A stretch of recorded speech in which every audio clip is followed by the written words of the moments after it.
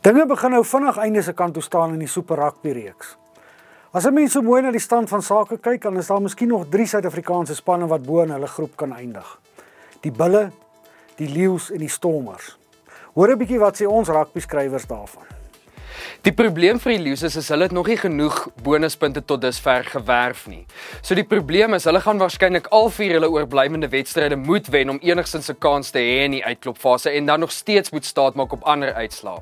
Ek kan nie heeltemal sien dat hulle die bene gaan hê om die halfeindstryde te maak nie. Wie gaan die Suid-Afrikaanse konferensie wen? Dis eenvoudig. Die Stormers het 4 wedstryde oor, 3 daarvan op Nieuweland en die sterkste teenstander onder die 4 is die Lions.